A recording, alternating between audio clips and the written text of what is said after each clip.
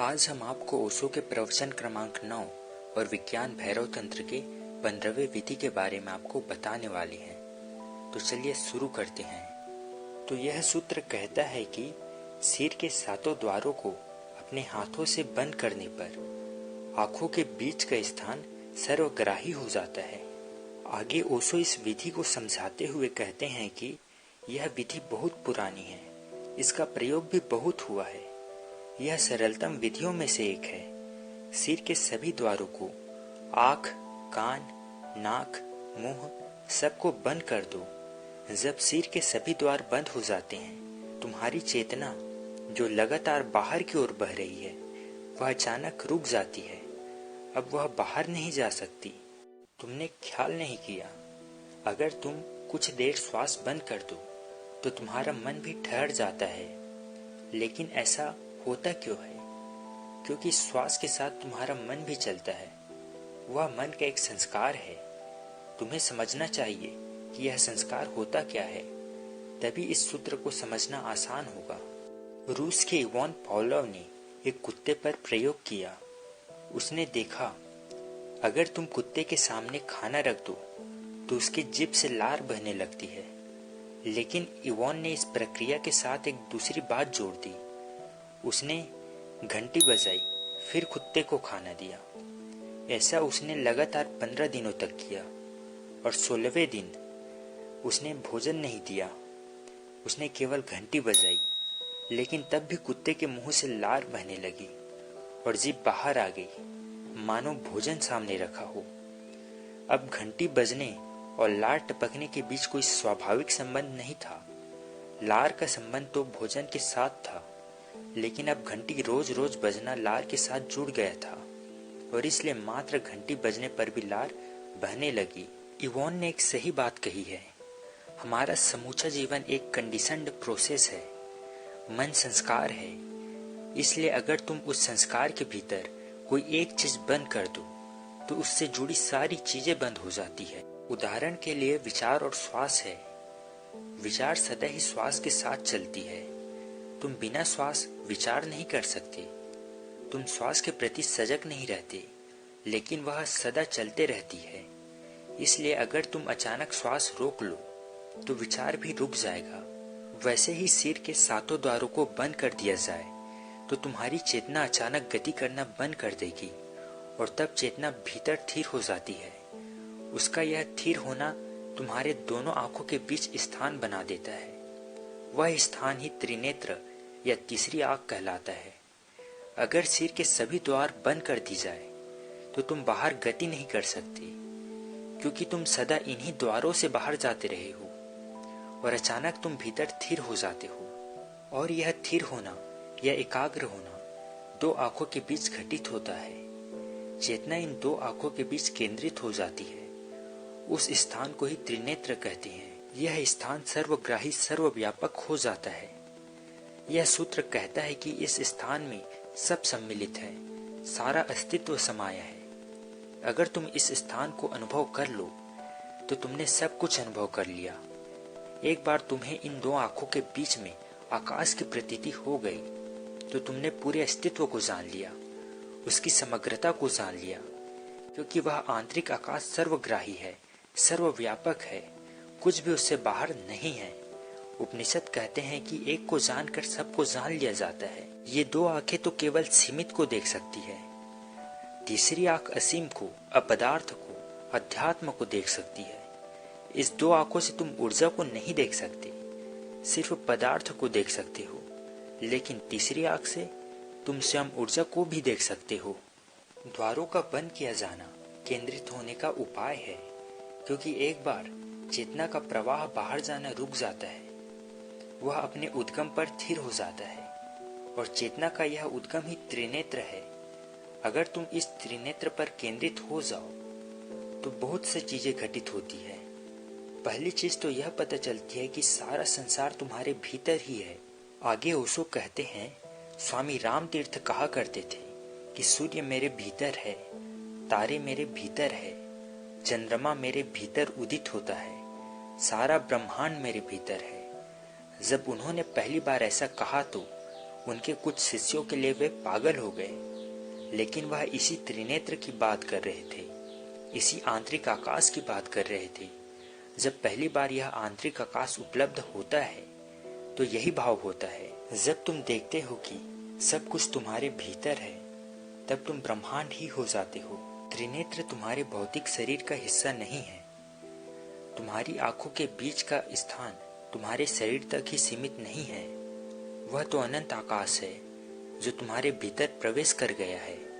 और एक बार यह आकाश जान लिया जाए तो तुम फिर वही व्यक्ति नहीं रहते। जिस क्षण तुमने इस आकाश को जान लिया, उसी क्षण तुमने अमृत को जान लिया। तब कोई मृत्यु नहीं है। जब तुम पहली बार इस आकाश को जानोगे, तुम्हारा जीवन प्रामाणिक और प्रगाढ़ हो जाएगा। तब पहली बार तुम सच में जीवंत होगे। तब कोई भय नहीं रहेगा। अब तुम्हारी हत्या नहीं हो सकती। अब तुमसे कोई कुछ छीन नहीं सकता। अब सारा ब्रह्मांड तुम्हारा है। तुम ही ब्रह्मांड हो। जिस लोगों ने इस आंतरिक आकाश को जाना है, उन्होंने आनंदमय होकर उद्घोषणा की है, अहम ब्रह्मास्मि, मैं ही ब्रह्मांड हूँ, मैं ही ब्रह्म हूँ। सूफी संत मंसूर को इसी तीसरे आँख के अनुभव के कारण कत्ल कर दिया गया। जब उसने पहली बार इस आंतरिक आकाश को जाना, वह चिल्लाकर कहने लगा, मैं ही परमात्मा हूँ। भारत में वह पूजे जाते, क्योंकि भारत में ऐसे अनेक लोग हुए हैं जिन्हें इस आंतरिक आकाश का, तीसरी आँख का बोध हुआ है। लेकिन मुसलमानों के देश में यह बात कठिन हो गई और मंसूर का वक्तव्य मैं परमात्मा हूँ, अहम ब्रह्मास्मि, धर्म विरोधी मालूम हुआ, क्योंकि मुसलमान यह सोच भी नहीं सकता मनुष्य और परमात्मा एक हैं। इसलिए मंसूर का वक्तव्य कोई समझ नहीं सका और उसकी हत्या कर दी गई। लेकिन जब उसका कत्ल किया जा रहा था, वह हंस रहा था। तो किसी ने उससे पूछा, तुम हंस क्यों रहे हो? मंसूर ने कहा कि मैं इसलिए हंस रहा हूँ क्योंकि तुम मुझे नहीं मार सकते, तुम मेरी हत्या नहीं कर सकते। मैं शरीर नहीं हूँ, मैं ब्रह्मांड को बनाने वाला हूँ। भारत में मंसूर आसानी से समझा जाता। सदियों सदियों से यह भाषा जानी पहचानी है। हम जानते हैं कि एक घड़ी आता है जब यह आंतरिक आकाश उपलब्ध हो जाता है, तब जानने वाला पागल हो जाता है। और यह ज्ञान इतना निश्चित है कि यदि तुम मंसूर की हत्या भी कर दो तो वह अपना वक्तव्य नहीं बदलेगा। तुम उसकी हत्या नहीं कर सकते। अब वह पूर्ण हो गया है, उसे मिटाने का कोई उपाय नहीं है। मंसूर के बाद सूफी सीख गए कि चुप रहना ही बेहतर है। इसलिए मंसूर के बाद सूफी परंपरा में शिष्यों को सिखाया गया कि जब तुम तीसरी आँख को उपलब्ध हो जाओ तो चुप रहो, कुछ मत कहो। जब भी यह घटित होता है, तुम चुप्पी साध लो। यह औपचारिक ढंग से वह कहो जो लोग मानते हैं। इस विधि को तुम भी काम में ला सकते हो। यह भी जरूरी नहीं है कि द्वारों को हाथों से बंद करो। आप कान को बंद करने के लिए कुछ ऐसे वस्तु का प्रयोग कर सकते हो जिससे कि आपको बाहर की आवाज सुनाई न दे। और आंखों को बंद करने के लिए किसी पट्टी का प्रयोग भी कर सकते हो। इसका प्रयोग करो। अचानक करने में यह कारगर है। अचानक में ही राज छिपा है। बिस्तर में पड़े पड़े अचानक सभी द्वार को बंद कर लो और तब भीतर देखो क्या होता है।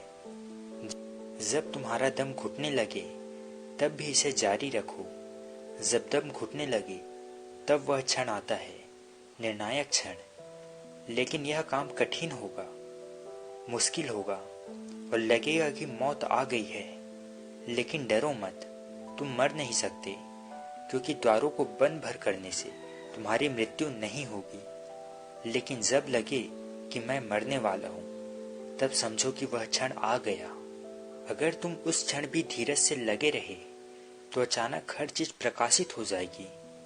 तब तुम आंतरिक आकाश को महसूस करोगे जो कि फैलता ही जाता है, जिसमें समग्र समाया हुआ है। तब द्वारों को खोल दो।